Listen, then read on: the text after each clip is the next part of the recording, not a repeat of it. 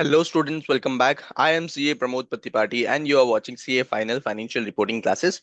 तो हम आज शुरू करने वाले India that is events after reporting period. तो यहाँ पे हमने लास्ट लेक्चर तक हमने क्या किया था, India 36 that is impairment of asset.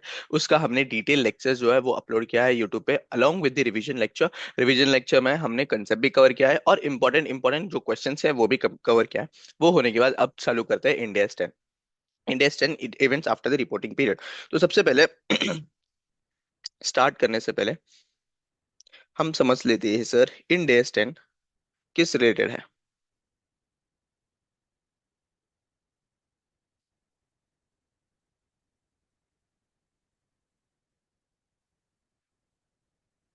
कौन सा टॉपिक चालू करने वाले? इंडेस 10 that is events after reporting period, right. Events after reporting period start करने वाले हैं सर। तुमको जैसे टॉपिक सुनते हैं ना तो फिर कुछ ना कुछ आया होगा ना दिमाग में। हमने एएस में भी पढ़ा था ऐसा कुछ, राइट। एएस में कुछ पढ़ा होगा ना कि events after the reporting period. उसका मीनिंग समझ लेते क्या पहले? इसका सर मीनिंग समझ लेते हैं। समझो ये वाला मेरा सबसे पहले होगा सर मीनिंग।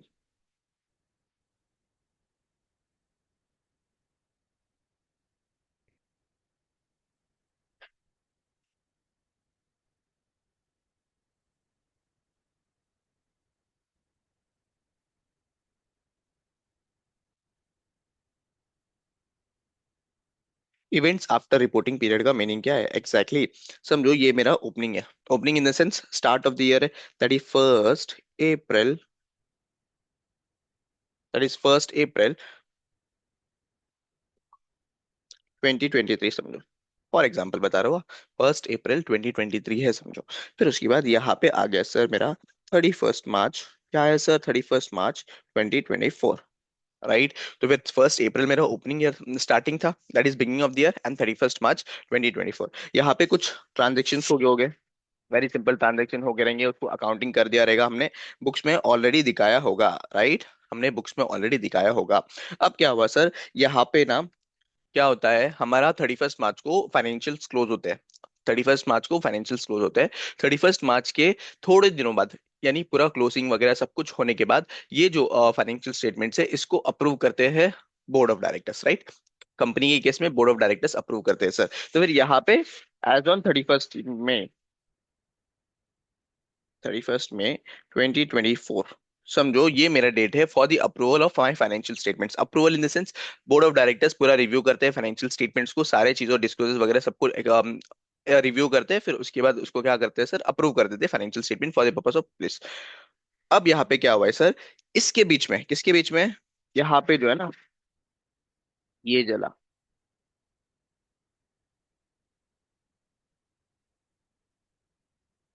यहाँ पे ये जो पीरियड है ये वाला, दिस वन, इसको कैसा हाईलाइट करूँ, ये वाला। इस पीरियड के बीच में कुछ ऐसे इवेंट्स होते हैं, कुछ ऐसे इवेंट्स होते हैं सर, उसको हमें देखना पड़ेगा कि whether that events are adjusting in the financial statements और नॉट एडजस्टिंग। कुछ तो इवेंट्स होते हैं, वो इवेंट्स हम पढ़ेंगे आगे, सब्र रखो। बट यहाँ पे 31 मार्च 2024 के बाद, that is after the reporting period but before the approval of the financial statements, ये क्या है, after the reporting period, right. But before approval of financial statement, ठीक है। Before the approval of financial statements ऐसा कोई events होते हैं जो हमें देखना पड़ेगा कि whether they are adjusting events और नॉन एडजस्टिंग इवेंट्स, और वो इवेंट्स को हम क्या करते हैं, इवेंट आफ्टर रिपोर्टिंग पीरियड बोलते हैं। क्या ये चीज समझा, राइट। चलो सर ये तो समझ गया। फिर उसके बाद यहाँ पे सर एजीएम हो जाएगा, अप्रूवल हो गया बोर्ड ऑफ डायरेक्टर्स का। फिर उसके बाद एजीएम होगा, एजीएम सुना होगा ना, एनुअल जनरल मीटिंग जो शेयर होल्डर्स का होता है। उसके बाद ये जो पीरियड है, this one, this one will not be covered as per Ind AS 10, will not be covered, right, as per Ind AS 10, तो यहाँ पे इंड एस्टेंट सर, इंड एस्टेंट किस कौन सा पीरियड कवर करता है? इंड एस्टेंट सिर्फ वही पीरियड कवर करता है after the reporting period but before the approval of the financial statements. कोई भी इवेंट्स होते हैं, इवेंट्स इन द सेंस मुझे कोई भी ट्रांजेक्शन हुआ एडिशनल, राइट, मतलब इवेंट्स का हम पढ़ लेंगे कि ठीक है, लेकिन कोई एक ऐसा इवेंट्स होता है या कोई ट्रांजेक्शन्स होते हैं जहां पे हमें देखना पड़ेगा whether that transaction is such a mean transaction, जहां पे हमको वो जो ट्रांजेक्शन है उसको एडजस्ट करना पड़ेगा इन द फाइनेंशियल स्टेटमेंट्स, राइट। अगर एडजस्टेबल है एडजस्ट कर देंगे, नहीं ये तो नहीं करेंगे। अच्छा सर, ये तो समझ गया सर, ठीक है, अंडरस्टूड कि ये है सर। अब यहाँ पे अप्रूवल होगा फाइनेंशियल स्टेटमेंट्स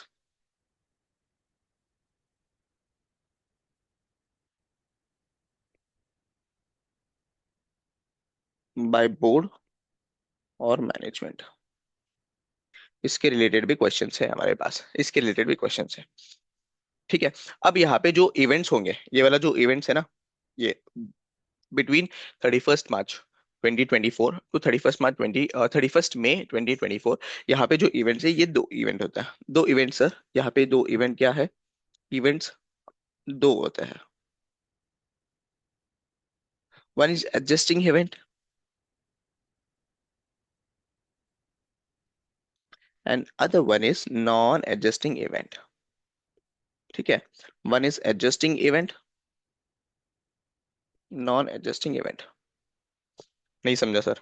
इसका पढ़ेंगे डिटेल में। एक होता है एडजस्टिंग इवेंट होता है, और एक होता है नॉन एडजस्टिंग इवेंट। अब ओवरव्यू ले लो पूरा चैप्टर का। एक होता है एडजस्टिंग और नॉन एडजस्टिंग। अब एडजस्टिंग इवेंट यानी क्या है सर? ऐसा कोई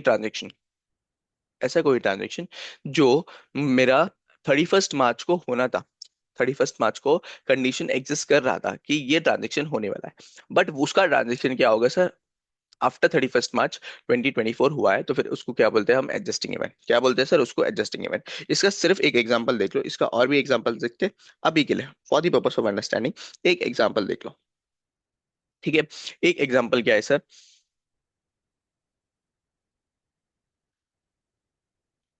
fire, fire in customers warehouse. यानी क्या हुआ सर? यानी क्या हुआ? मुझे कोई मेरे कस्टमर है, वो मुझे 50,000, 1 लाख रुपए दे रहा था, राइट। मुझे कोई तो कस्टमर 1 लाख रुपए दे रहा था, और एज ऑन कब? फेब में जो है ना उसके जो गोडाउन है, उसका वेयर हाउस है, उसमें आग लग गया। क्या हो रहा है? क्या हो रहा है ट्रांजेक्शन? यहाँ पे समझो ये मैं हूँ, ये है पीपी लिमिटेड, और यहाँ पे जो है ना ये कस्टमर है, ठीक है। कस्टमर ने पीपी लिमिटेड को क्या करना है? कस्टमर पीपी लिमिटेड को ₹1 लाख देना है for the purpose of purchase. यानी पीपी लिमिटेड से कस्टमर ने कुछ परचेस किया था, उसके लिए 1 लाख रुपीज देना है। और ये जो कस्टमर का गोडाउन था, ये गोडाउन जो है ना, ये आग से जल गया, ठीक है। ये आग से जल गया। अब जल गया, कब जल गया सर? ये 28 फेब को जल गया, राइट। 28 फेब 2024 को जल गया। तो बताओ, क्या मेरा as on 31 March 2024 event exist करता है, कंडीशन एग्जिस्ट करता है, राइट। यहाँ पे मुझे पता चल गया ना कि कस्टमर जो है, कस्टमर के गोडाउन में यहाँ पे आग लग गया है, यानी ये जो है ना ये बैंक हो सकता है, राइट। ये बैंक हो सकता है। ये मुझे एज ऑन 31 मार्च 2024 पता था, कंडीशन एग्जिस्ट करता था, बट वो अब तक बैंक नहीं हुआ। ऑन 15 अप्रैल, 15 अप्रैल जाके 2024 ये बंदा जो है ना ये बैंक हो गया, ठीक है। ये क्या हुआ? बैंक हो गया।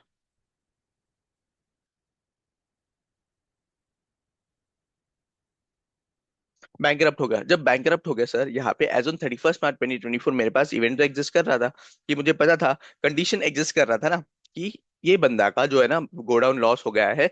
मतलब क्या हुआ है, इसका जो है ना फायर हुआ है, इसके गोडाउन में फायर लगा है, और ये जो मेरा पैसा चुका नहीं सकता, इसके लिए मैंने प्रोविजन भी बना के रखा था, इसके लिए मैंने प्रोविजन भी बना के रखा था।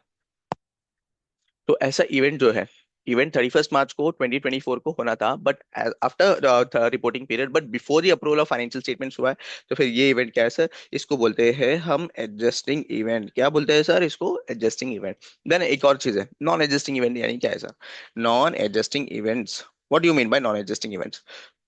ठीक है, ऐसा कोई इवेंट हुआ है आफ्टर 1 अप्रैल, आफ्टर 31 मार्च 2024, 2024 बोल रहा मतलब after the end of the reporting period के बाद हुआ है।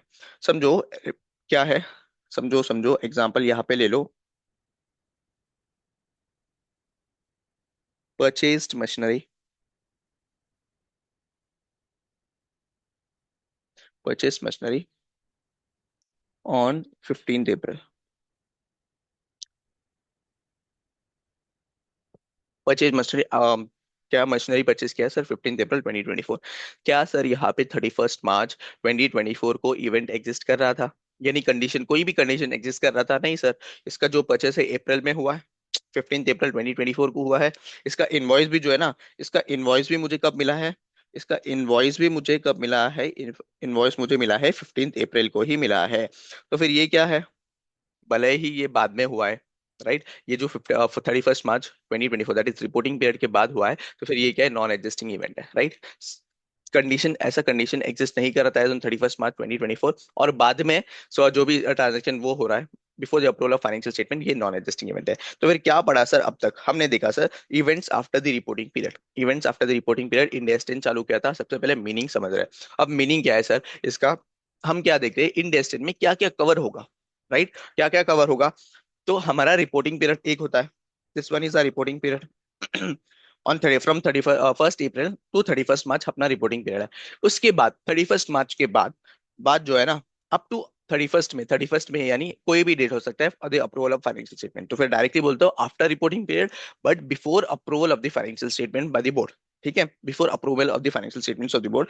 यहाँ पे कुछ कुछ इवेंट्स होते हैं, ऐसे कुछ कुछ इवेंट्स होते हैं या ट्रांजेक्शन्स होते हैं जहां पे अपने को आइडेंटिफाई करना है whether the transactions are whether the transaction are adjustable और नॉन एडजस्टेबल। ठीक है, based on the nature of transaction. और इन डेस 10 भी कुछ ऐसा मैंडेटरी ट्रांजेक्शन दिया है जहां पे एडजस्टिंग होगा और जहां पे नॉन एडजस्टिंग होगा। और दूसरा जो है ना नेचर ऑफ ट्रांजेक्शन, मुझे पता करना है कि weather the transaction is adjustable और नॉन एडजस्टेबल। फिर उसके बाद अगर एडजस्टेबल है तो फिर उस केस में क्या करेंगे सर? हम एडजस्ट कर देंगे इन आर फाइनेंशियल स्टेटमेंट्स। अगर नॉन एडजस्टेबल है तो फिर उस केस में क्या है सर? हम एडजस्ट नहीं करेंगे। हम क्या करेंगे? डायरेक्टली डायरेक्टली इसका इसका अगर मटेरियल होगा, इन केस मटेरियल होगा, इन केस मटेरियल होगा तो इसका डिस्क्लोजर दे देंगे। मटेरियल नहीं सर, अमाउंट बड़ा है, अमाउंट बड़ा है तो फिर उस केस में डिस्क्लोजर दे देंगे। क्या यहां तक समझा? ये चीज समझ गया? यस। देख लो, events after reporting period, events after reporting period, objective क्या है स्टैंडर्ड का? ऑब्जेक्टिव क्या है सर स्टैंडर्ड का? कि हम फाइनेंशियल स्टेटमेंट्स के जो इवेंट्स हैं, that is after reporting events, ऐसे कौन सी इवेंट्स हैं जो हम एडजस्ट करना चाहिए in the financial statements. Second, approval of the financial statements, कौन अप्रूव करेगा फाइनेंशियल स्टेटमेंट्स को और कब अप्रूव करेगा। थर्ड, क्या है events after the reporting period को एडजस्टेबल नॉन एडजस्टेबल क्लासीफाई करना है। और उसके बाद यहाँ पे एक और कंसेप्ट पढ़ेंगे हम कि गोइंग कंसर्न वाला कंसेप्ट। गोइंग कंसर्न यानी क्या? एंटिटी, नॉर्मली हम जब भी एंटिटी चालू करते हैं और एंटिटी को रन करते हैं तो फिर हम ये अजम्पशन से चलते हैं कि it will run for the foreseeable future. अगर वो due to the events after, that is events after reporting period की वजह से गोइंग कंसर्न इफेक्ट हो रहा है, तो उसका क्या अकाउंटिंग करना है वो भी देखते हैं। ठीक है, तो सबसे पहले क्या है? When to adjust, when to adjust the financial statements for events after the reporting period। ये पहला ऑब्जेक्टिव है। सेकंड, डिस्क्लोजर पर्पस, डिस्क्लोजर यानी क्या है सर? अप्रूवल कब करेगा for the issue of financial statement, और इवेंट्स क्या हो गए आफ्टर रिपोर्टिंग पीरियड। फिर उसके बाद no, not to prepare the financial statements अगर in case going concern basis of accounting affect हो रहा है। ठीक है, ये ऑब्जेक्टिव है सिंपल सा। यहाँ पे देख लो मीनिंग दिया है इसका, meaning of events after reporting period. यहाँ पे स्टार्ट ऑफ द ईयर, देखो start of the reporting period दिया है यहाँ पे, this is start of the reporting period. ये है and of the reporting period, यानी ये जो है ना, ये 1 अप्रैल है, ये 1 अप्रैल है, और ये 31 मार्च है, बराबर। और ये approval of the financial statement, मतलब जो भी डेट होगा, एंटिटी का अलग अलग डेट होते हैं, तो फिर वो डेट होगा, वो आ जाएगा ये approval of the financial statement approve by the management. तो फिर यहाँ पे between the date, between the date end date of the end of the reporting period to the approval of the financial statement, जब तक नहीं होता है इनके बीच में जो भी इवेंट्स आते हैं वो कवर होंगे एज पर इंडस्टैंड। उसके बाद शेयर होल्डर्स मीटिंग जो होगा, अप्रूवल होने के बाद उसके बाद क्या होगा सर, शेयर होल्डर्स का मीटिंग होगा। ये जो शेयर होल्डर्स का मीटिंग होगा, इसके बीच का जो इवेंट्स है, after approval of financial statement before the annual general meeting, ठीक है, इसका जो इवेंट्स होगा वो कवर नहीं होंगे सर, वो कवर नहीं होंगे। राइट, सिर्फ और सिर्फ events between the end of the reporting period and but the approval of the financial statement के बीच में जो होगा वो होगा। देखो एग्जांपल लिया यहाँ पे आईसीआई का, financial year of an entity ends on 31st March X2, end होता है 31st March X2 को, if the board of directors approves the financial statement on 15th May 2022 after the reporting period will be period between the 31st March X2, मतलब 31st March X2 से लेके 15th March X2 तक मेरा क्या होगा sir, reporting period होगा, यानी events जो इंडिया टेन कवर होगा। And the above events occurring during this period should be considered as events after the reporting period, events after the reporting period. ठीक है सर, ये तो समझ गया यहाँ तक कि इवेंट्स कौन से ऐसे ट्रांजेक्शन है। कट ऑफ समझ गया कि कब से कब तक हमें कट ऑफ लेना है, after the reporting period but before the approval of financial statements. ठीक है, अब यहाँ पे जो अप्रूवल ऑफ फाइनेंशियल स्टेटमेंट्स कौन करेगा, बहुत ही सिंपल और बेसिक कंसेप्ट है कि कौन करेगा मेरा approval of the financial statements. अब approval of the financial statement कौन करेगा सर, अप्रूविंग अथॉरिटी होगा। कौन सा अप्रूविंग अथॉरिटी, अगर कंपनी है, अगर कंपनी है मेरा, अगर इनकेस कंपनी है तो फिर उस केस में board of directors approving authority हो गए। कौन हो गए सर, बोर्ड ऑफ डायरेक्टर्स हो गए।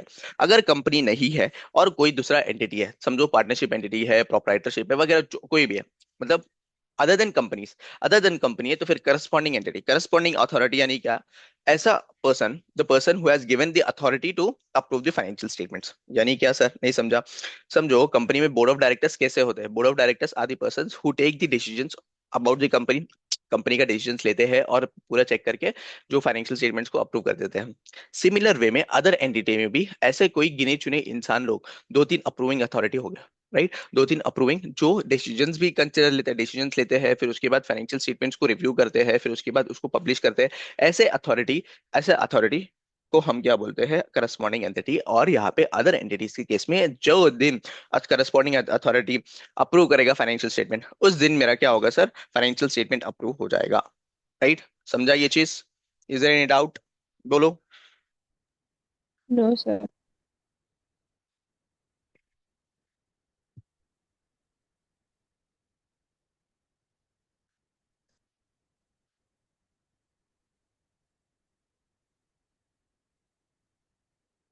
चलो यहाँ तक समझ में आया, इसका नहीं क्या एग्जाम्पल देखते हैं अपन। आईसीआई मॉडल में बहुत सारे एग्जाम्पल्स दिया है, आ जाओ एग्जाम्पल नंबर 2 में। देखो example number 2, the board of directors of ABC Limited in its meeting on 5th May X1 reviews and approves the financial statement for the year ended 31st March X1। अच्छा sir, in case of company, अगर जो इन case of company approving authority को होगा, कौन होगा, board of directors होंगे, right, board of directors अपना approving authority होंगे for the purpose of financial statements. तो यहाँ पे कब अप्रूव कर रहे हैं, अप्रूव कर रहे हैं ऑन 5th में, कब अप्रूव कर रहे हैं, ऑन 5th में। तो 5th में को अप्रूव कर रहे हैं तो फिर उस केस में अप्रूवल इतना ही रहेगा। तो फिर इसका events after the reporting period कब से होगा, इसका होगा 31st मार्च से लेके 5th अप्रैल, 5th मई X1 तक, राइट, यही होगा ना। And issues them to the shareholders. The financial statements are adopted by the shareholders in the normal general meeting, annual general meeting on 23rd June। 23rd June से लेना देना नहीं है अपने को, जब अप्रूव होगा financial statement by board of directors उसी डेट को हम कंसिडर करते हैं। The date of approval of the financial statements for this is 5th May X1 in accordance with the standard. कब होगा सर, 5th में, और जो 31st मार्च से लेके 5th May तक मेरा क्या होगा, रिपोर्टिंग पीरियड, यानी events after the reporting period. ठीक है, अगर मैंने बोला कि अगर अदर एंटिटीज है, अदर एंटिटीज है तो फिर सर करस्पॉन्डिंग एंटिटी होगा, करस्पॉन्डिंग पर्सन होंगे जो भी अप्रूवल देंगे फाइनेंशियल स्टेटमेंट्स को। उसका भी एक एग्जांपल है, देखो यहाँ पे, on 18th May X2 the management of the entity approves the financial statement for the issue to its supervisory board।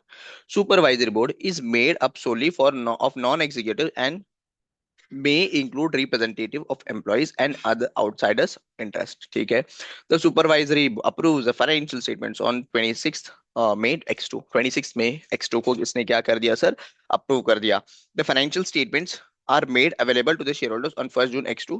The shareholders approve the financial statement in the annual general meeting 15 July को, and the financial statements are filed with the regulatory body on 17th July X2. तो फिर यहाँ पे यहाँ पे देखो, चार पांच डेट क्या है। सबसे पहले 18th में X2, मैनेजमेंट जो है ना, management of the entity approve the financial statement.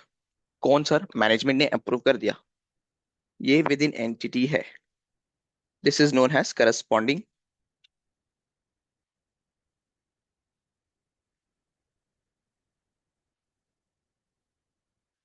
Body या अप्रूविंग अथॉरिटी समझ लो, ठीक है। कब अप्रूव किया? मैनेजमेंट 18 को। फिर उसके बाद सुपरवाइजरी बोर्ड को दिया। सुपरवाइजरी कोई तो अलग बोर्ड है, तो फिर इसमें उसका वो कंपोजिशन वो बता दिया, ठीक है। उसने कब अप्रूव किया सर? 26 मई को, ठीक है। शेयर होल्डर्स ने कब किया सर? 1 जून X2 को। और उसके बाद वहां पे शेयर होल्डर्स को एनुअल जनरल मीटिंग में अडॉप्ट किया 15 को, ठीक है। और उसके बाद रेगुलेटरी को फाइल किया 17। ये जो बाद बाद वाला जो डेट्स है ना, वो पूरा इरेलेवेंट है। हमें मैनेजमेंट कब अप्रूव किया है वही देखना है। In case of other entity, ये अदर एंटिटी है, तो फिर मैनेजमेंट पे जब भी अप्रूव कर रहा है, कब अप्रूव कर रहा है? यहाँ पे 18th में X2 will be my approval of the financial statement, date of approval of financial statement. तो इसका events after the reporting period कब से कब तक होगा? मार्च से लेके 31 मार्च से लेके 18th में X2 तक होगा, राइट। 18th में होगा, ठीक है। आ जाओ इलस्ट्रेशन नंबर 1 करते हैं। अच्छा, मेरा मॉड्यूल में लिख जाता ना।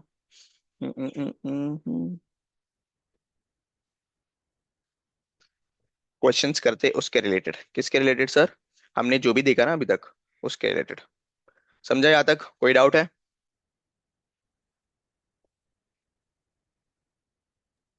No sir.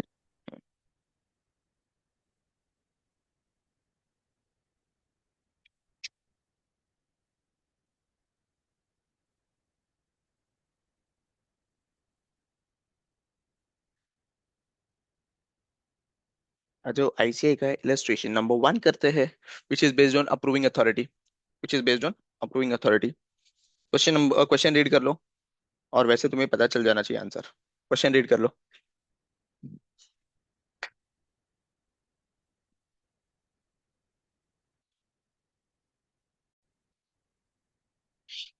अच्छा, illustration number 1. What is the date of approval for the issue of financial statements prepared for reporting period from 1st April to 31st March in a situation where following dates are available? अब dates दिया है, क्या dates दिया है sir? Completion of financial statements, preparation of financial statements आके May 28, board reviews and approve, board review और approve करता है June 19 12 को। तो फिर यहाँ पे हमने क्या देखा था? कोई भी कंपनी के केस में board will be the approving authority, जो दिन अप्रूव करेगा वही मेरा डेट ऑफ अप्रूवल होगा। तो फिर मेरा डेट ऑफ अप्रूवल क्या रहेगा? 19th June 12। आगे क्या बोल रहा है? Available to share holders 1st July 2012। Annual general meeting लिया है September 15 को, 12 को। Filed with regulatory authority. ये सारा जो है ना, ये इररिलेवेंट डेटा, ये सारा जो है, this are irrelevant dates, irrelevant है। will you answer differ if the partnership firm और if the entity is a partnership firm? Partnership firm भी होगा तो फिर यहाँ पे मेरा क्या करस्पॉन्डिंग एंटिटी होगा, राइट। ये सारे जो ना, ये सारे dates, this dates still will be irrelevant. मेरा जो अप्रूव होगा बोर्ड ऑफ डायरेक्टर्स या करस्पॉन्डिंग एंटिटी, या बोर्ड ऑफ डायरेक्टर्स या करस्पॉन्डिंग एंटिटी जब अप्रूव करेगा, उसी दिन मेरा डेट ऑफ अप्रूवल रहेगा। तो आंसर रीड कर लेना। तो यहाँ पे देख लो, यहाँ पे स्टेटमेंट्स आर, यहाँ पे आर कर लेना। Statements are approved by the board of directors of the company on 19 June 2012। बाकी का जो है, अगर इन केस मेरा पार्टनरशिप फर्म भी होता, the date of approval will be the date when the relevant approving authority of the entity approves the financial statement for the issue, the date when the partners of the firm approve the financial statements, ठीक है।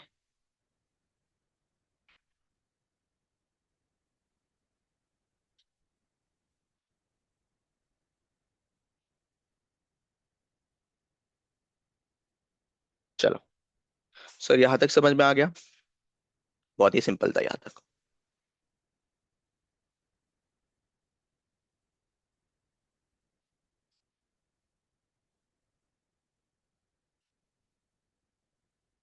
अब देखते हैं events after reporting period. क्या?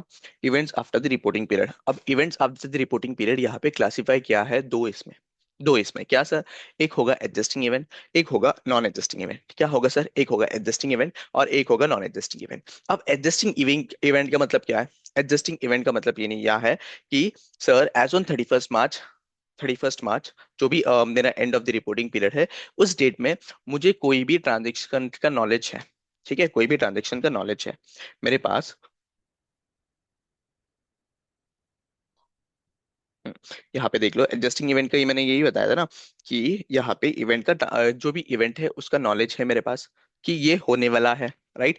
But उसका जो actual transaction after the reporting period हो रहा है, एक्चुअल ट्रांजेक्शन कब हो रहा है? After the reporting period. तो उस केस में क्या सर, इस इवेंट को क्या करते हैं हम? एडजस्टिंग मान लेते हैं। उस इवेंट को क्या मानते हैं?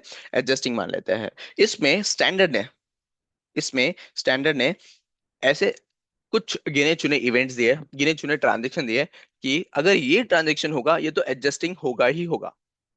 यानी इंडेस्ट ने स्पेसिफाई किया है कुछ ट्रांजेक्शन जहां पे हमें एडजस्ट करना ही पड़ेगा, राइट। जो इवेंट्स है वो एडजस्टिंग इवेंट्स हो गए। तो ऐसे कौन से ट्रांजेक्शन है sir?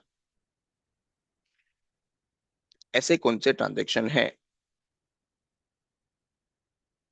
Events as per Ind AS 10। ठीक है, इंड एएस 10 के हिसाब से ऐसे कौन से इवेंट्स हैं? सबसे पहले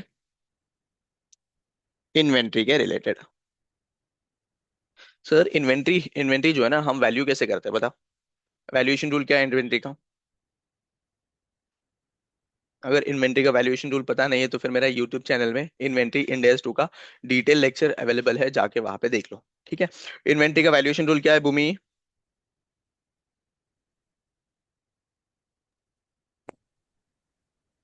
Cost or NRV, whichever is poor. Cost और NRV, very good. Whichever is lower. ठीक है सर। तो फिर यहाँ पे as on 31st March, whichever is lower समझो एनआरवी लोअर था, तो एनआरवी के बेसिस में हमने अकाउंटिंग कर दिया, यानी एनआरवी के बेसिस में हमने इन्वेंट्री को डिस्क्लोज किया फाइनेंशियल स्टेटमेंट पे, राइट। अब क्या हो रहा है सर? अब ये हो रहा है, देखो ये हो रहा है ये, जल्दी। अब यहाँ पे एज ऑन 31st मार्च हमने तो एनआरवी दिखा दिया, इन्वेंट्री को हमने एनआरवी भी दिखा दिया। अब जाके फर्स्ट में, जो भी है फर्स्ट में को क्या कर रहे हैं सर? ये इन्वेंट्री समझो यहाँ पे एनआरवी 400 में दिखाया था, फॉर एग्जाम्पल एनआरवी 400 में दिखाया था, बट यहाँ पे सेल कर रहे हैं। सेल यानी क्या है? सेल कर रहे हैं, और सेल में हमने 350 में बेच दिया सर। किसमें बेच दिया? 350 में। क्या हो रहा है ट्रांजेक्शन? फिर से समझो। इन्वेंट्री क्या है? इन्वेंट्री नॉर्मली हम क्या करते हैं सर? कॉस्ट और NRV which ever is lower के बेसिस में हम क्या करते हैं? इसको वैल्यू करते हैं। Very simple. अब यहाँ पे एज ऑन 31st मार्च हमने क्या किया? एनआरवी के बेसिस में दिखाया। एनआरवी के बेसिस में हमने दिखा दिया सर, राइट। और एनआरवी 400 था। एनआरवी क्या था सर? 400 था। 400 के बेसिस में दिखाया। और फर्स्ट में फर्स्ट में को मैंने क्या किया? उसको सेल कर दिया। सेल क्या है? Net realisable value. सेल करने के बाद जो भी पैसा मिलेगा उसी को बोलते हैं एनआरवी। तो फिर 350 में मैंने बेच दिया सर, सेल आउट किया 350। तो यहाँ पे क्या हो रहा है? मैंने बुक्स में तो दिखाया था कितना सर? बुक्स में दिखाया था मैंने 400 रुपए में, बट उसको बेच रहा हूँ 350 में। तो फिर यहाँ पे चेंज आ गया ना, मेरा एनआरवी में चेंज आ गया ना। तो ये जो एनआरवी में चेंज है, इसको बोलता है इंड एएस 10 कि it is an adjusting event. क्या है सर ये? Adjusting event. And inventory will be shown,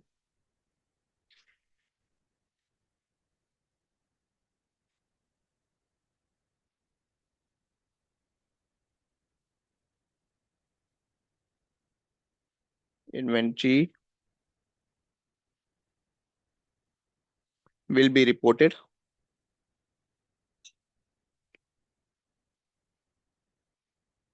subsequent NRV। ठीक है।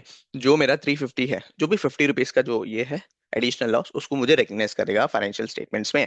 ऐसा क्यों सर? क्योंकि स्टैंडर्ड बोल रहा है कंपलसरी हमें ये मैंडेटरी करना ही पड़ेगा। बस स्टैंडर्ड का सिंपल लॉजिक है कि यहाँ पे जो इन्वेंट्री हम 31st मार्च को दिखा रहे हैं, राइट, 31st मार्च को एनआरवी एग्जिस्ट कर रहा था। 31 मार्च को एनआरवी पता था मुझे, राइट। और in future before the approval of the financial statements, before the approval of financial statement NRV का वैल्यू कम हुआ, राइट। तो फिर स्टैंडर्ड बोल रहा है कि यहाँ पे जो एनआरवी तुम्हारा 31 मार्च को था, तो फिर ये कंडीशन एग्जिस्ट करता था, यही कंडीशन एग्जिस्ट करता था कि एनआरवी है और एनआरवी इन फ्यूचर गिरने वाला है। तो गिरने के बाद जो है ना, एडजस्ट कर लो सर। अगर एनआरवी में चेंज आता है तो एडजस्ट कर लो सर, राइट। समझा ये चीज? समझ गया? ये हम्म,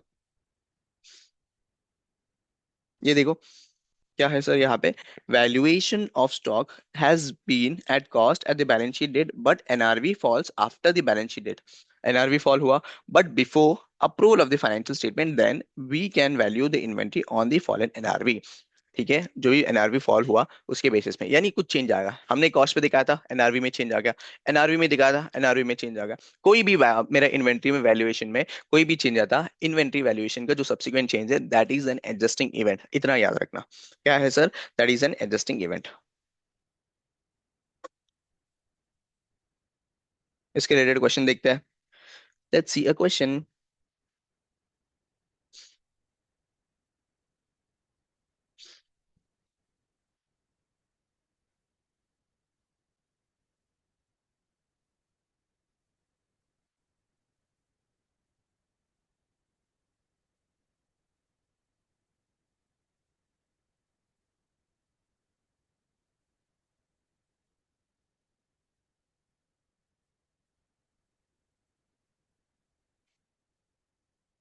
यहाँ पे देखो, इलेस्ट्रेशन नंबर 6 रीड कर लेना। इलेस्ट्रेशन नंबर 6, फटाफटा, 4 मिनट ही बचा है सेशन का।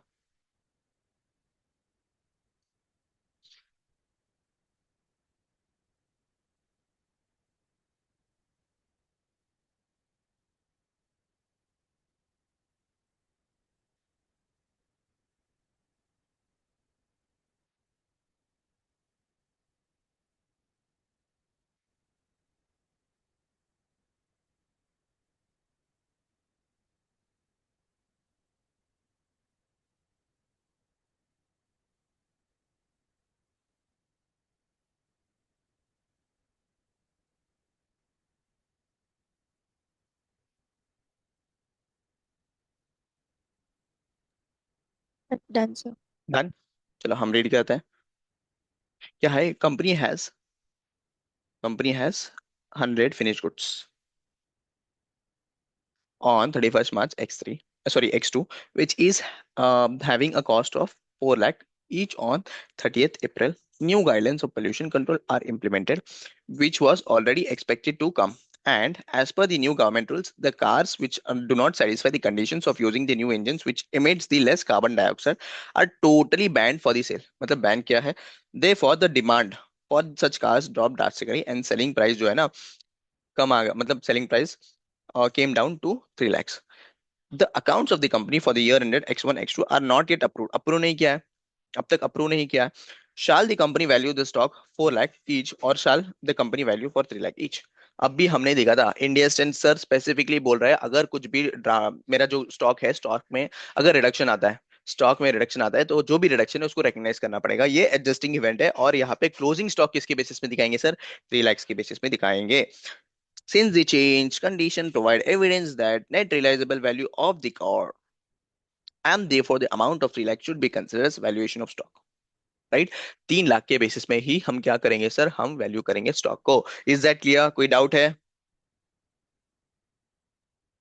No sir. सिंपल था। चलो, 1 मिनट का सेशन बचा है। Let's start another one, right. Okay, हमने क्या देखा था? इन्वेंट्री का वैल्यूएशन देखा था, राइट। इन्वेंट्री का वैल्यूएशन देखा था। और इन्वेंट्री इन्वेंट्री का वैल्यूएशन के केस में क्या है सर? इन केस हमने वैल्यूएशन एक दूसरा कुछ किया था, यानी कॉस्ट पे दिखाया था as on 31st March, and subsequently उसका एनआरवी फॉल हो रहा है, राइट। या एनआरवी में दिखाया था और एनआरवी में फॉल आ रहा है, तो फिर उस केस में हम क्या करते हैं सर? जो भी फॉल है उसको एडजस्ट करते हैं in financial statements. This is an adjusting event. क्यों है सर? यहाँ पे स्टैंडर्ड बता रहा है स्पेसिफिकली, राइट। फिर उसके बाद आगे बढ़ते हैं। सेकेंड है sir, frauds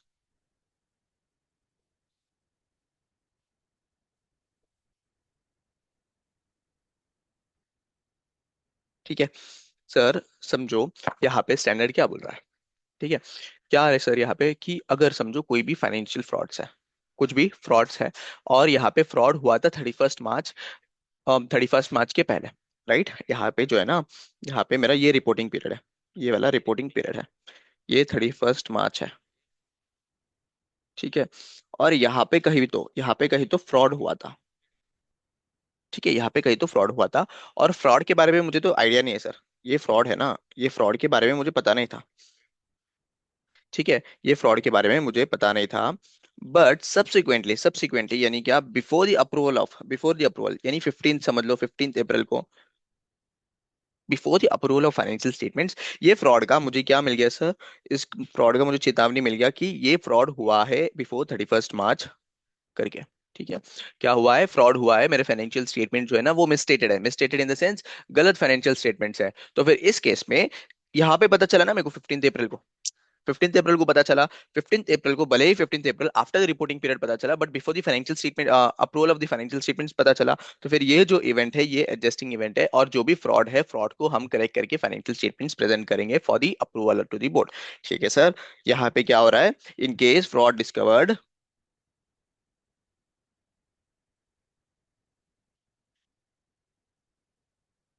after reporting period,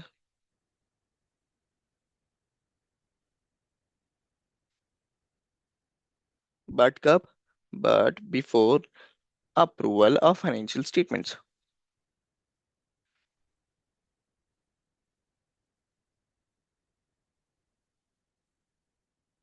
then same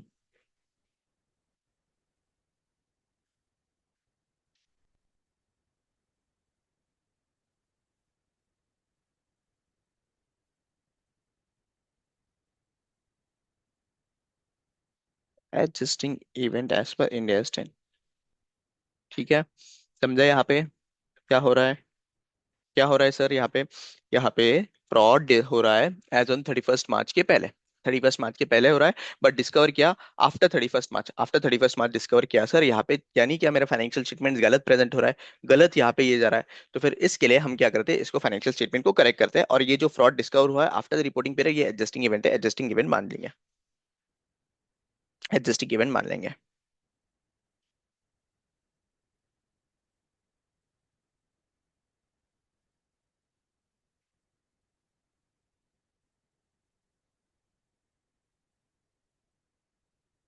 आ जाओ और मेरे क्वेश्चन बैंक में,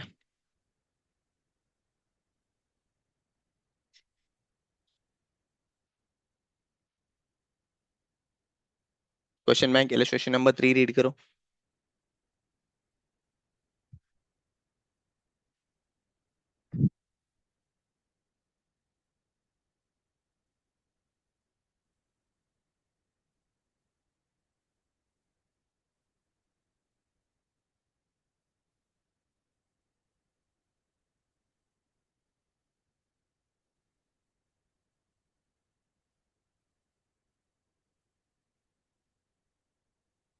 Done, sir.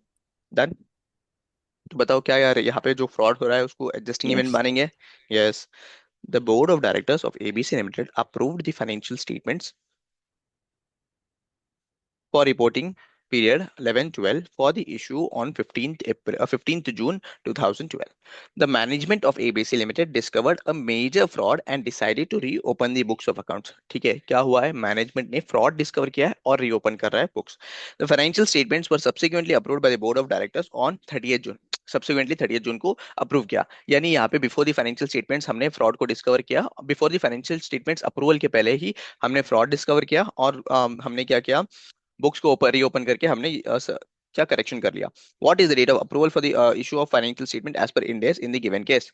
तो फिर इस केस में क्या है सर, जो मेरा 30 जून है, जब मेरा फाइनल अप्रूवल आएगा, जब मेरा final approval for the issue of financial statements आ जाएगा, वही मेरा डेट ऑफ अप्रूवल होगा। देख लो, the date of approval is the date on which the financial statements are approved by the board of directors in case of a company, right, and by corresponding authority in case of other entity for the issue. ये words अगर question में ऐसा question आया तो 4 mark का question आ सकता है exam में, तो ये वर्ड्स होना चाहिए क्या sir, date of approval is the date on which the financial statements are approved by the board of directors in case of company and corresponding entity in case of other entities. In the given case क्या हो रहा है, there are two dates of approval. The financial statements were reopened for further adjustment subsequent to the initial approval. The date of approval should be taken as the date on which the financial statements are finally approved by the board of directors. Final मेरा approval जब आया है तभी का मेरा date होगा मेरा final approval. Therefore, in the given case, the date of approval for the issue as per Ind AS 10 should be considered as 30th June. Simple one. आ जाओ question number 2। Illustration number 2 read कर लो। ये भी similar है। इसके पहले read करने से पहले एक कंसेप्ट बता दो सर। यहाँ पे देखो, ये तो मेरा फुल ईयर है, 1 अप्रैल से लेके यहाँ पे 31 मार्च तक, ठीक है। और यहाँ पे ये तो फुल ईयर हुआ, मेरा फुल ईयर का रिपोर्टिंग 31 मार्च के बाद होगा, 31 मार्च को होगा, और उसके बाद वाला जो इवेंट्स है वो मेरा रिपोर्टिंग। और एक और भी चीज होता है सर, क्वार्टरली हम क्या करते हैं, इंटरिम फाइनेंशियल स्टेटमेंट्स बनाते हैं। इंटरिम यानी एक एक क्वार्टर का हम फाइनेंशियल स्टेटमेंट बनाते हैं, उस क्वार्टर में क्या क्या ट्रांजेक्शन हुए, राइट। अब उसके बाद वो जो फाइनेंशियल स्टेटमेंट्स है वो भी फाइनेंशियल स्टेटमेंट्स अप्रूव होते बाय बोर्ड, राइट, उसका भी डेट ऑफ अप्रूवल होगा। तो फिर यहाँ पे जो इंटरिम फाइनेंशियल स्टेटमेंट्स बनाया है, that is for the quarter, उसके बाद जो जब तक अप्रूवल हो रहा है after the reporting period events हो गए वो भी सेम। यहाँ पे क्या बोल रहा हूँ देखो, यहाँ पे समझो for the quarter of June, ठीक है, जून 15 जुलाई को मुझे अप्रूवल मिला, 15 जुलाई को मुझे अप्रूवल मिला। तो फिर यहाँ पे रिपोर्टिंग पीरियड यानी events after the reporting period कौन सा है, यहाँ पे events after the reporting period आके 30 जून से लेके 15 जून तक है, जुलाई तक है। तो क्या ये इवेंट्स भी हम क्या करेंगे, एडजस्टिंग इवेंट कंसिडर करेंगे? हाँ। यहाँ पे जो भी इवेंट्स है हमें फर्क नहीं पड़ता ये क्वार्टरली है या फिर ईयरली है, यहाँ पे जो भी इवेंट्स होगा अगर एडजस्टिंग होता होगा एडजस्ट कर देंगे, ठीक है। तो ये क्वेश्चन रेड कर लो, इसी के कंसेप्ट के बेसिस में ये क्वेश्चन है।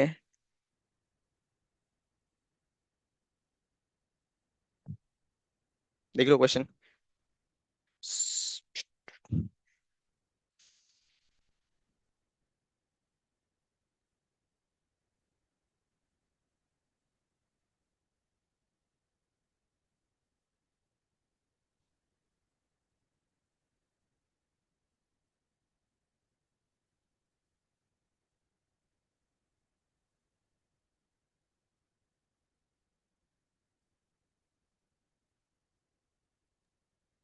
डन। डन। देख लो, ABC limited prepare interim financial statement for the quarter ending 30th June 2015. Interim financial report was approved by for the issue by the board of directors on 15 जुलाई, ठीक है।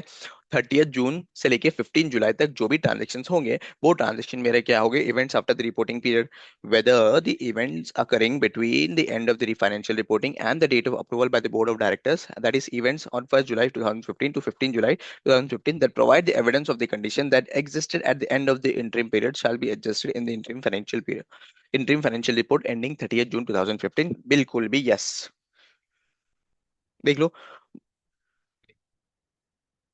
in the absence of any specific guidance regarding the reporting period implies that any term for which the reporting is done by the financial statements is reporting period for the purpose of Ind AS 10, ठीक है। Accordingly, the financial statement, financial reporting done for the interim period by preparing either complete set of financial statements or preparing the condensed set of financial statement। Complete यानी क्या, हम year and में complete financial statement बनाते हैं और interim जो condensed है मतलब जो रिक्वायर्ड है उतना ही बनाते हैं, will be treated as reporting period for Ind AS 10। In accordance with the above, the entity describing the interim financial report is in compliance with Ind AS 10, has to comply with Ind AS 10, ठीक है। Ind AS 10 का जो compliance है वो करना पड़ेगा। यहाँ पे क्या बोल रहा है, सिंपली ये बोल रहा है कि जो भी पीरियड रिपोर्टिंग का है, रिपोर्टिंग हम कर रहे हैं, तो फिर उसके बाद के जो इवेंट्स है, जैसे इंटरिम पीरियड में क्वार्टर का करते हैं, क्वार्टर के बाद जो भी कोई एडजस्टिंग इवेंट्स होगा वो एडजस्टिंग इवेंट मान के उसको एडजस्ट कर लेंगे। In order to comply with requirements of Ind AS 10, each interim financial reporting should be adjusted for adjusting events occurring between the end of the interim financial report and the date of approval by the board of directors. Therefore, instant case में events between ये जो है ना, for that provide that evidence for the condition that existed at the end of the reporting period should be adjusted as an interim period, ठीक है। यहाँ पे कोई भी डाउट है क्या बताओ?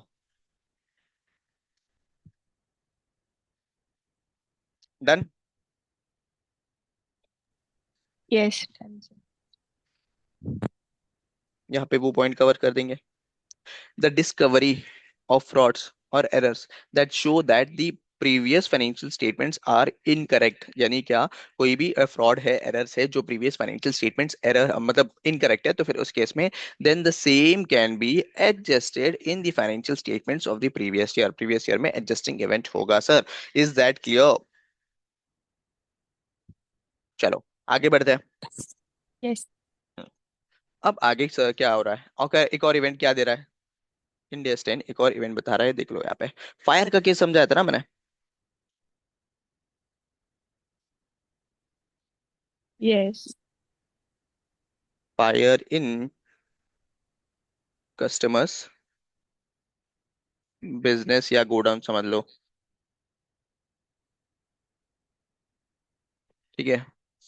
अब क्या हो रहा है सर, यहाँ पे देख लो, ये मेरा टाइमलाइन है, टाइमलाइन। स्केल आ जा, और यहाँ पे स्केल से हम टाइमलाइन ड्रॉ कर लेते हैं। चलो, यहाँ पे 1 अप्रैल को क्या हो रहा है सर, 1 अप्रैल को मेरा बिगनिंग है, और 15 अप्रैल, 15 अप्रैल 2024 एक कस्टमर था, यहाँ पे देख लो कस्टमर, अच्छा दिख रहा है ना कस्टमर। इसको नाक आँख कान वगैरह सब बनाया क्या, देखो अच्छा दिख रहा है ये कस्टमर है मेरा। कस्टमर को मैंने क्या किया सर, क्रेडिट सेल किया। क्रेडिट सेल यानी मेरे बुक्स में क्या है सर, अब डेटर्स बैठा है, मेरे बुक्स में डेटर्स बैठा है। ठीक है। चलते चलते चलते यहाँ पे एज ऑन 25 मार्च को, 25 मार्च को क्या हो रहा है, 25 मार्च को क्या हो गया, कस्टमर के बिजनेस कॉट फायर।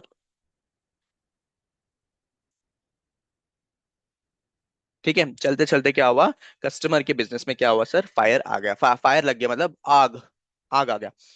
अब यहाँ पे अंगार आ गया, तो फिर क्या हुआ, मुझे पता चल गया ये, मुझे पता चल गया एज ऑन 25 मार्च। तो फिर मुझे लगा सर, यहाँ पे इसको जो क्रेडिट सेल किया था ना 1 लाख का, वो तो अभी तक पैसा आया नहीं है, बराबर, वो पैसा आया नहीं है। तो फिर इस केस में मुझे क्या करना पड़ेगा, प्रोविजन कुछ ना कुछ बनाना पड़ेगा ना।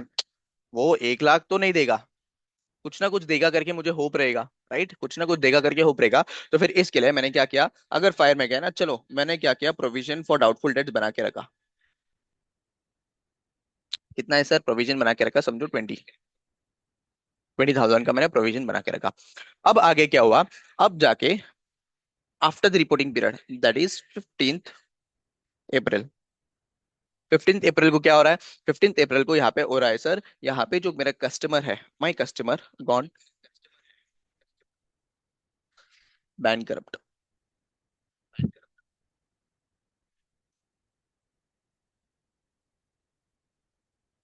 बैंक, यार इधर स्पेलिंग में क्यों ये हो रहा है, बैंक करप्ट। ठीक है। क्या हुआ सर, कस्टमर बैंक हो गया।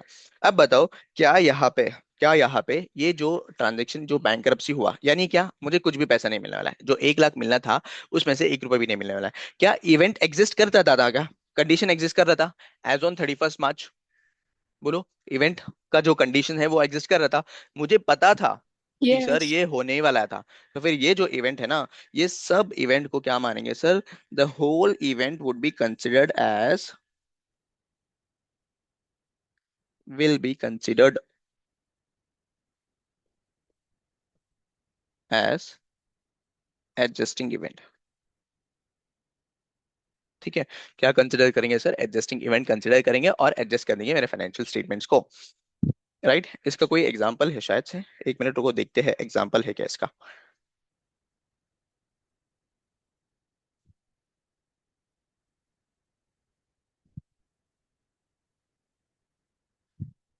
ये देखो एग्जांपल, आ जाओ, एग्जांपल नंबर 4। क्या हो रहा है sir, loss allowance for the expected credit loss in respect of amount from the due from the customer was recognized at the end of the reporting period in accordance with Ind AS 109 financial instrument। ठीक है। Subsequent liquidation order in the on the customer issued before the date of approval of the financial statements for the reporting period indicates that nothing could be received from the customers.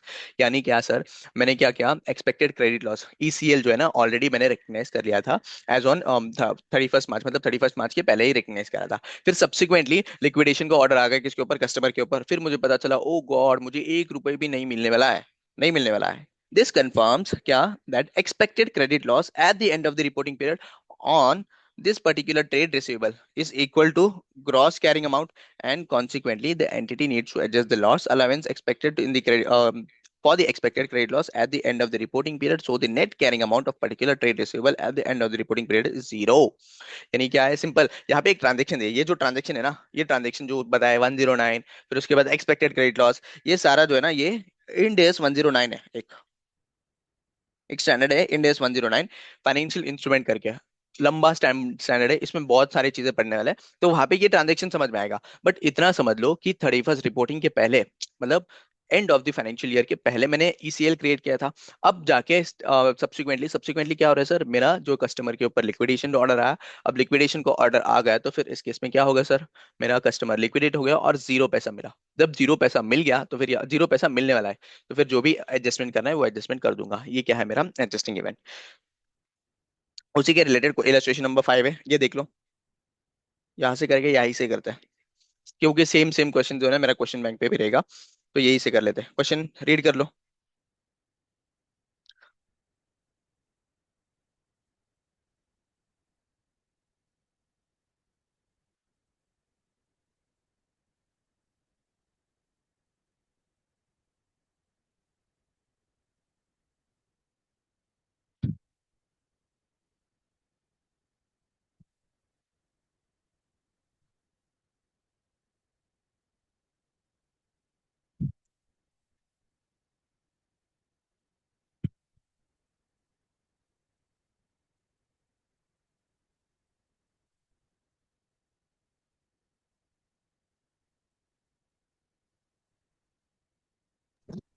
Done sir.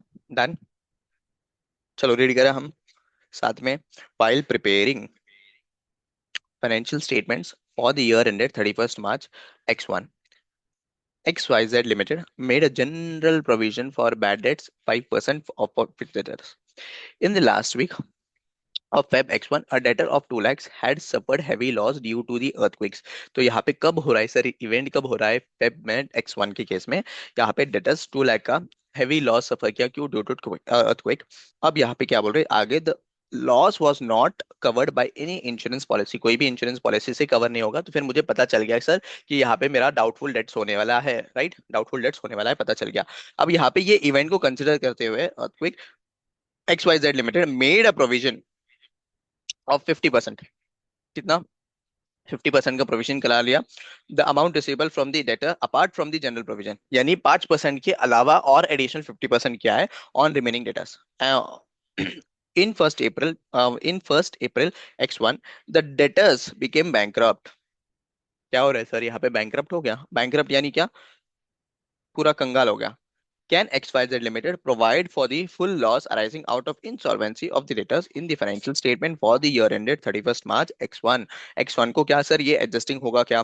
Would your answer be different if the earthquake had taken place after 31st March X1 and therefore XYZ Limited did not make any specific provision in the context that the debtor and made a general provision for the bad debts? ये बाद में देखते हैं, नीचे देख लेंगे कि क्या है सर यहाँ पे। अगर इन केस जो इवेंट्स है अर्थक्वेक है वो 31st मार्च के बाद आता है तो फिर वो क्या करेंगे हम। लेकिन पहले वाला जो है, जो पहले वाला है, क्या वो एडजस्टिंग इवेंट है क्या नहीं, वो बताओ, बोलो। जो अर्थक्वेक फेब में आया था तो वो मेरा एडजस्टिंग इवेंट था या नहीं, था। था, राइट। चलो आंसर रीड करें इसका। As per the definition of events after the reporting period and the para 8 of Ind AS 10, ये para 8 वगैरह लिखने की जरूरत नहीं है, बस as per Ind AS 10 events after the reporting period लिखा तो चलेगा। Events after the reporting period financial statements should be adjusted for the events occurring after the reporting period that provide the evidence of the condition that existed at the end of the reporting period। यानी क्या बोल रहा है sir यहाँ पे कि अगर मेरा जो है ना कोई कंडीशन एग्जिस्ट करता है on the end of the reporting period तो फिर उस केस में वो एडजस्टिंग इवेंट होगा। इंस्टेंट केस में earthquake took place on 1st Feb, मतलब जो in February X1 before the end of the reporting period. कब हो रहा है? रिपोर्टिंग पीरियड के पहले हो रहा है सर. देयरफॉर कंडीशन एग्जिस्ट कर रहा था ना at the end of the reporting period, though the debtor is declared insolvent after the reporting period. क्या है कि अर्थक्वेक हुआ करके मुझे पहले ही पता था ना, 31 मार्च के पहले ही पता था. तो फिर उस केस में यहाँ पे बोल रहे हैं कि accordingly full provision of bad debts amounting to 2 lakh should be made to cover the loss arising on the bankruptcy of debtors in the financial statement for the year ended X1. ठीक है. In this case assuming that the financial statements are approved by the approving authority after first 30 April X1, XYZ Limited should provide for remaining amount as a consequences of declaration of bankrupt. यहाँ पे तक समझा? This part जो adjusting event था वो मेरा समझा. क्या करना है सर, जो भी मेरा लॉस है, जो भी प्रोविजन बना के रखा है, वही प्रोविजन मुझे एडजस्ट करना पड़ेगा किसमें, एज ऑन 31 मार्च, मेरा end of the reporting period को करना पड़ेगा सर. अब आगे क्या बोल रहे हैं सर, क्वेश्चन आगे पूछ रहा है कि अगर समझो अर्थक्वेक जो है आफ्टर 31 मार्च X1 होता है, और यहाँ पे नॉर्मली जनरल प्रोविजन तो बना के ही रखते हैं. नॉर्मल अपन बिजनेस में हम अगर क्रेडिट सेल कर रहे हैं किसी को, मैं अगर क्रेडिट सेल कर रहा हूँ किसी को, तो फिर मैं जनरल प्रोविजन बना के रखता हूँ नॉर्मली कि सर अगर मुझे किसी से पैसा नहीं मिल गया या लेट मिल गया, ऐसा कुछ होगा, तो उसके लिए पहले ही प्रोविजन बना के रखता हूँ 5% 10% का. ये जनरल प्रोविजन है, इसका कोई मायने नहीं रखता. बट अर्थक्वेक कब हुआ है सर? अर्थक्वेक हो रहा है आफ्टर 31 मार्च X1 के बाद. 31 मार्च X1 के बाद मेरा अर्थक्वेक हो रहा है. और यहाँ पे ऐसा कोई भी कंडीशन एग्जिस्ट नहीं करता है एज ऑन 31 मार्च X1 की अर्थक्वेक होने वाला है और मेरा कस्टमर जो है ना वो बैंकरप्ट होने वाला है. बराबर ना? कि यहाँ पे 31 मार्च को मुझे कोई भी कंडीशन, ऐसा कोई भी इवेंट, मतलब ऐसा कोई भी एविडेंस नहीं है कि मेरा जो कस्टमर है कि वो बैंकरप्ट होने वाला है. राइट? तो फिर उस केस में ये जो इवेंट है आफ्टर 31 मार्च, ये जो इवेंट है ना आफ्टर 31 मार्च, जो अर्थक्वेक आने वाला है और बैंकरप्ट होने वाला है, ये जो है ना नॉन एडजस्टिंग इवेंट है. क्या है sir? Non adjusting. In case the earthquake had taken place after the end of the reporting period, that is after 31st March X1, and XYZ Limited had not made any specific provision for the debtor who was declared bankrupt later on. Since the earthquake occurred after the end of the reporting period, no condition, देख लो, no condition existed at the end of the reporting period. The company had made only general provisions in the ordinary course of business without taking cognizance of catastrophic situation of earthquake. Accordingly, bankruptcy of debtor is non-adjusting event. ये देख लो यहाँ पे क्या है sir, non adjusting event है. क्या है? Non adjusting event. एक और चीज है नॉन एडजस्टिंग इवेंट के रिलेटेड, वो हम नॉन एडजस्टिंग इवेंट में पढ़ लेंगे, बट यहाँ पे सुन लो. ठीक है. एक और इवेंट है कि सर बोला था ना कि अगर ऐसा कुछ इवेंट है which is material, material in the sense इतना बड़ा अमाउंट है कि मेरा जो फाइनेंशियल स्टेटमेंट हिल जा रहा है, मेरा फाइनेंशियल स्टेटमेंट हिल जा रहा है, तो उस केस में क्या करता हूँ सर, उस केस में मैं डिस्क्लोजर दे देता हूँ. क्या करता हूँ? डिस्क्लोजर दे देता हूँ कि क्या इवेंट है और कितना मेरा लॉस हो सकता है. ठीक है ना? क्या इवेंट है और कितना लॉस हो सकता है उसका एक डिस्क्लोजर दे देंगे. तो फिर यहाँ पे एक तो एडजस्ट नॉन एडजस्टिंग इवेंट है सर. इन दिस केस ये तो नॉन एडजस्टिंग इवेंट है. Right? But in the standard हिसाब से if non adjusting event after the reporting period are material. क्या है sir? Material. their non-disclosure could influence the economic decisions of the user that makes the based on the financial statements. Accordingly, an entity shall disclose the following. क्या nature of the event, क्या हुआ है, यानी यहाँ पे fire हुआ था, ये देखो अंगार फायर हुआ था, ऐसा नहीं लिखना है, नॉर्मल डिस्क्लोजर देना है. ठीक है. और उसके बाद estimate of the financial effect और the statement that such estimate can not be made. यानी एस्टिमेशन देना है कि कितना फाइनेंशियल इफेक्ट है, या अगर एस्टिमेट पता नहीं है तो फिर बता दो कि मुझे फाइनेंशियल एस्टिमेट पता नहीं है करके. If the amount of bad debt is considered material, the nature of non adjusting event of bankruptcy of debtor should be disclosed along with the estimated financial effect of the same in the financial statements. ठीक है. Financial statement का बताना है. क्या ये clear है? अगर चाहो तो एक बार रीड कर लेना आंसर को. एक बार यहाँ पे स्क्रीन, पूरा स्क्रीन दिखाया, एक बार रीड कर लो ताकि तुम्हारे बॉडी में जाने दो पूरा कंसेप्ट को.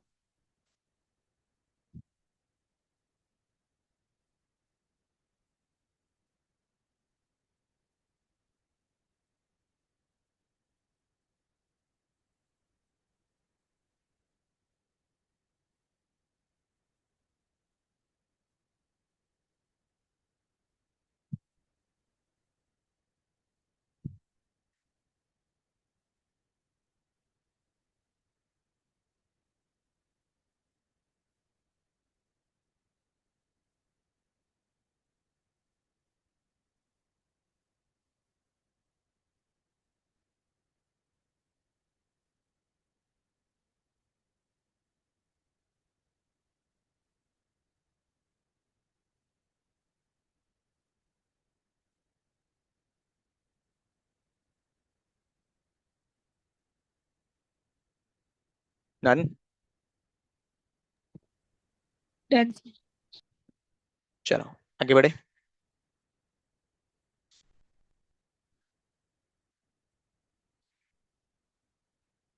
ये देखो उसका अभी देख लेते हैं मेरे हैंड रिटन नोट्स में। अगर ये हैंड रिटन नोट्स चाहिए तो फिर मेरा टेलीग्राम लिंक ज्वाइन कर लेना, जो भी person watching me on YouTube, you can subscribe the channel और टेलीग्राम लिंक ज्वाइन कर लेना, तुम्हें ये नोट्स मिल जाएगा। The receipt of information after the reporting period indicate that the asset was impaired at the end of the reporting period. समझो for a bankruptcy of the customer that occur after the reporting period usually confirms that the customer was credit impaired at the end of the reporting period। यही था। ठीक है। चलो अब देखते हैं एक और इवेंट।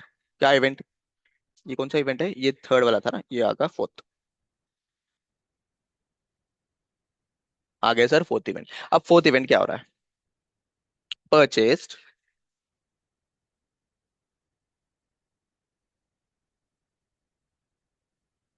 मशीनरी और असेट समझ लो, या फिर डायरेक्टली असेट बोल लो। Purchased assets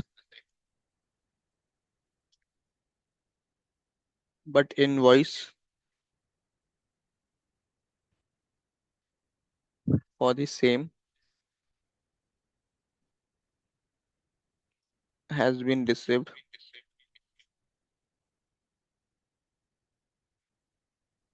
after reporting period. ठीक है, क्या हो रहा है सर यहाँ पे? देख लो, बताता हूँ। सेम मेरा टाइमलाइन।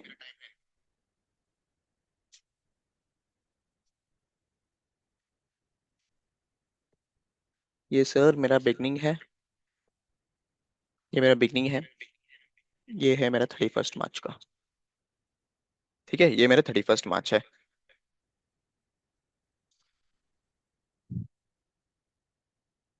अब यहाँ पे क्या हो रहा है सर? ऑन 15th मार्च यहाँ पे मैंने परचेस किया। परचेस्ड असेट, परचेस किया। और परचेस करने के बाद इस पीरियड में, ये जो पीरियड है ये वाला, इसमें इंस्टॉलेशन भी हो गया। ठीक है, यहाँ पे क्या हुआ है सर? यहाँ पे इंस्टॉलेशन भी हो गया।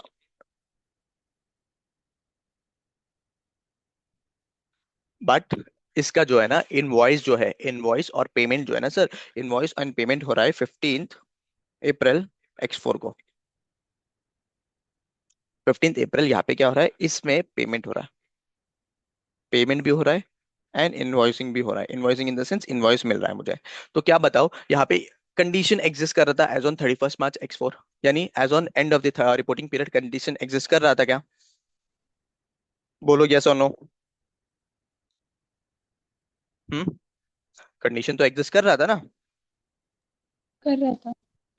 एज ऑन 31 मार्च X4 जो है ना, मेरा कंडीशन एग्जिस्ट कर रहा था, यानी क्या?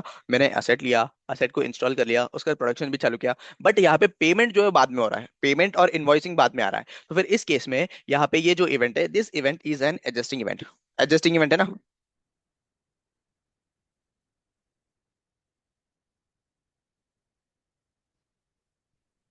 Event shall be considered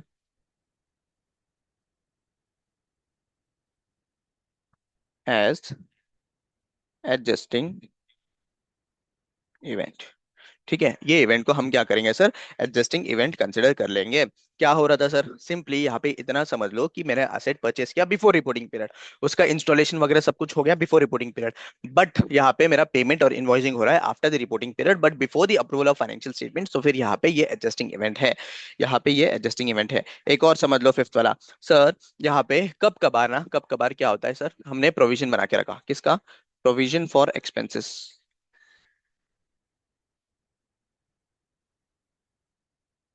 as on 31 March X4, समझ लो। 31 मार्च X4 मैंने बना के रखा है। 31 मार्च X4 को मैंने प्रोविजन बना के रखा है। समझो फॉर एग्जांपल ऑडिट एक्सपेंस के लिए, यानी क्या sir? Audit for the purpose, previous year का ऑडिट के लिए। X1, यहाँ पे टाइमलाइन भी निकाल देता हूँ। यहाँ पे X3 और X4 के लिए मैंने यहाँ पे सर प्रोविजन बना के रखा है। क्या है सर? प्रोविजन बना के रखा है। तो प्रोविजन जब बना के रखा है, बताओ प्रोविजन मैंने 20,000 का बना के रखा। ठीक है। ऑन 15th अप्रैल मुझे पता चला सर, ये एक्चुअल एक्सपेंसेस जो है ना, एक्चुअल एक्सपेंसेस इसका हो गया सर 40। यहाँ पे एग्जांपल ले रहा हूँ। हालांकि ऑडिट एक्सपेंसेस के केस में एंगेजमेंट लेटर डिसाइडेड होता है, एंगेजमेंट लेटर में डिसाइडेड होता है कितना फीस देना है, क्या देना है। बट यहाँ पे एग्जांपल ले रहा हूँ कि प्रोविजन बना के रखा था 20, और समझो एंगेजमेंट लेटर 1 अप्रैल को अप्रूव हुआ after the reporting period but before the approval of financial statements. तो यहाँ पे एक्चुअल एक्सपेंसेस 40,000 हो रहा था। तो बताओ सर, यहाँ पे बिफोर द रिपोर्टिंग पीरियड मुझे पता था क्या, कि मुझे पता था कि एक्सपेंस इनकर होने वाला है। उसके लिए मैंने क्या किया सर, प्रोविजन बना के रखा बिफोर रिपोर्टिंग पीरियड। बट आगे जाके मुझे पता चला सर, ये एक्चुअल एक्सपेंसेस कितना होगा सर, 40,000। तो यहाँ पे ये जो इवेंट है ये एडजस्टिंग इवेंट होगा ना, क्यों? क्योंकि condition existed on the date of reporting period, but actual expenses जो है वो मुझे पता चला आफ्टर द रिपोर्टिंग पीरियड। तो फिर यहाँ पे जो इवेंट होगा सर, ये इवेंट होगा क्या, क्या होगा ये इवेंट? Adjusting event, right? समझा? ये यस। होगा, ये होगा एडजस्टिंग इवेंट।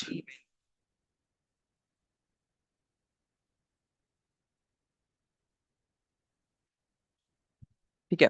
एक और एग्जांपल लेता हूँ, क्या? सेम प्रोविजन का ही, provision for employee benefit expenses. ठीक है, provision for employee benefit expenses. अब यहाँ पे क्या हो रहा है सर, हमने क्या है कि डिसाइड किया था क्या, बोनस देंगे। क्या देंगे? बोनस। बोनस जो है ना, हम क्या करते हैं, at the end of the year bonus दे देते हैं, या दिवाली का बोनस समझ लो। अब यहाँ पे मैंने डिसाइड, दिवाली का बोनस बिटवीन आता है, दिवाली का बोनस मत पकड़ो, आफ्टर दी रिपोर्टिंग पीरियड, यानी 15th अप्रैल को मैं क्या कर रहा हूँ, यहाँ पे दिवाली बोनस देना है मुझे। ये 31 मार्च है,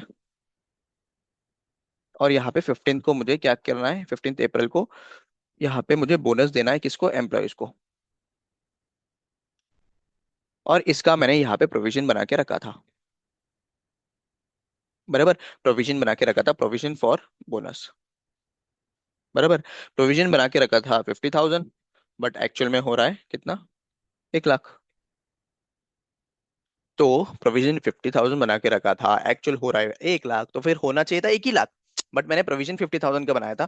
तो फिर यहाँ पे ये जो इवेंट है ना, ये इवेंट, ये भी इवेंट क्या है सर, ये भी एडजस्टिंग इवेंट है, यानी कुछ प्रोविजन बना के रखा, और उसके बाद जो है ना, एक्चुअल एक्सपेंसेस, एक्चुअल बिलिंग जो है ना आफ्टर द रिपोर्टिंग पीरियड आ रहा है, तो उस केस में वो इवेंट क्या रहेगा सर, वो मेरा एडजस्टिंग इवेंट होगा। Hope so you understood this, adjusting event. ठीक है, क्लियर है? क्लियर है? चलो एक बार रिवीजन करवा लेते हो, क्योंकि 3 मिनट बचा है। यस। एक बार रिवीजन करा लेता हूँ, फिर उसके बाद विल एंड द क्लास। सबसे पहले स्टार्ट किया था सर आज के लेक्चर में, हमने न्यू इंडेज चालू किया था, that is events after the reporting period. ठीक है, events after the reporting period यानी क्या है sir? Events after the reporting period यानी ये है, 1 अप्रैल से लेके 31 मार्च तक हमारा फाइनेंशियल रिपोर्टिंग ईयर होता है, फाइनेंशियल ईयर होता है। उसके बाद 31 मार्च से लेके फर्स्ट 31 में यानी approval of the financial statement. यहाँ पे मैंने एग्जांपल के लिए 31 में लिया है, कोई भी डेट हो सकता है, राइट? कोई भी डेट हो सकता है बिटवीन 31 मार्च से बाद, जो भी है ना, approval of the financial statement.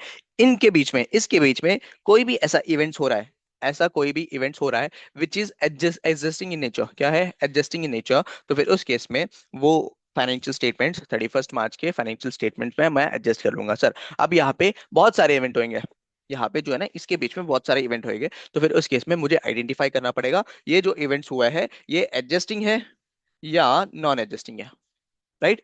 यहाँ पे स्टैंडर्ड ने कुछ इवेंट्स दिया है, ट्रांजेक्शन दिया है, और हमें ट्रांजेक्शन, बेस्ड ऑन ट्रांजेक्शन, हमें नेचर ऑफ ट्रांजेक्शन हमें डिसाइड करना पड़ेगा ये एडजस्टिंग है या नॉन एडजस्टिंग है। ठीक है। उसके बाद sir, as on 31 March, sorry 31 April, 31 April यानी 31 मई, सॉरी 31 में, after approval of the financial statement, financial statement approval के बाद हम ये भेजते हैं एजीएम के लिए। इसके बीच में जो भी ट्रांजेक्शन हो रहा है सर, ये कवर नहीं होगा, सिर्फ और सिर्फ after the reporting period but before the financial statements approval. ये जो इवेंट्स होंगे इसी को हम कंसिडर करेंगे सर। ठीक है। उसमें होगा सर एक एडजस्टिंग इवेंट होगा सर, और एक होगा नॉन एडजस्टिंग इवेंट। अगर एडजस्टिंग इवेंट है सर, तो फिर उस केस में क्या करेंगे, will adjust that particular in the financial statement. अगर नॉन एडजस्टिंग है बट वो मटीरियल है, नॉन एडजस्टिंग है और वो मटीरियल, तो फिर उसका डिस्क्लोजर दे देंगे, सिंपल है। ठीक है। अब एडजस्टिंग इवेंट के केस में, एडजस्टिंग इवेंट के केस में हमने कुछ कुछ केसेस देखा था। क्या केसेस देखा था सर? इन्वेंट्री वाला। इन्वेंट्री वाला समझो, मैंने कॉस्ट में डिस्क्लोज किया था as on 31 March, but subsequently मुझे पता चला सर उसका एनआरवी जो है ना वो गिर गया, एनआरवी उसका गिर गया। तो फिर इस केस में यहाँ पे स्टैंडर्ड बोल रहा है कि अगर तुम इन्वेंट्री कॉस्ट और एनआरवी की बेसिस में हम वैल्यू कर रहे हैं, तो फिर उस केस में यहाँ पे इवेंट का कंडीशन एग्जिस्ट कर रहा था एज ऑन 31 मार्च, तो फिर यहाँ पे जो भी फॉल इन एनआरवी है उसके बेसिस में वैल्यू करेंगे और उसको एडजस्टिंग इवेंट मान लेंगे। देन उसके बाद आ जाएगा सर फ्रॉड। अगर कोई भी फ्रॉड हुआ है मेरे फाइनेंशियल स्टेटमेंट्स में, यानी ड्यूरिंग द ईयर कोई भी फ्रॉड हुआ है, बट उसका जो डिस्कवरी यानी उसका पहचान मुझे किसके बाद, रिपोर्टिंग पीरियड के बाद पता चला, तो फिर उस केस में ये जो है ना मेरा फाइनेंशियल स्टेटमेंट मिसस्टेटेड है, मिसस्टेटेड इन द सेंस मेरा फाइनेंशियल स्टेटमेंट गलत है, तो फिर उस केस में उसको क्या करेंगे सर, करेक्ट कर लेंगे। देन उसके बाद फायर हुआ कस्टमर के बिजनेस में, फायर हुआ बट बिफोर बिफोर 31 मार्च, यानी रिपोर्टिंग पीरियड के पहले कुछ कंडीशन एग्जिस्ट कर रहा था कि फायर हुआ था और मेरा कस्टमर जो है ना बैंकरप्ट होने वाला है, ऐसा इवेंट है, तो फिर उस केस में इसको भी एडजस्टिंग इवेंट मान लेंगे। फिर उसके बाद purchase of asset, asset purchase किया 31 मार्च के पहले, बट उसको इनवॉइस और इनवॉइसिंग जो है ना, इनवॉइसिंग और उसके बाद जो पेमेंट है वो 31 मार्च के बाद हो रहा है आफ्टर द रिपोर्टिंग पीरियड। तो फिर इस केस में हमारा तो मेन इवेंट तो हो गया, इंस्टॉलेशन परचेज वगैरह हो गया, बट उसका पेमेंट बाद में हो रहा है, तो फिर ये भी एक एडजस्टिंग इवेंट है। फिर उसके बाद कोई भी चीज का सर प्रोविजन बना के रखा था, हमने प्रोविजन बना के रखा था और उसके बाद मुझे पता चला आफ्टर द रिपोर्टिंग पीरियड कि ये एक्सपेंसेस मैंने क्या, एक्चुअल एक्सपेंसेस कुछ और है, तो फिर उस केस में उस एक्सपेंसेस को एडजस्ट कर लेंगे, उसको एडजस्टिंग इवेंट मान लेंगे। और एक चीज देखा था सर, अप्रूविंग अथॉरिटी कंपनी के केस में board of directors and other entities के केस में करस्पॉन्डिंग एंटिटी है, करस्पॉन्डिंग अथॉरिटी है, करस्पॉन्डिंग अथॉरिटी यानी कोई भी जो अप्रूवल देता है फाइनेंशियल स्टेटमेंट्स में, राइट। ये हमने सीखा था आज के लेक्चर में। वन मोर लेक्चर, एक लेक्चर या एक और 1.5 लेक्चर लगेगा इस चैप्टर, इस इंडेक्स को खत्म होने। Thank you for watching this lecture and have a nice day.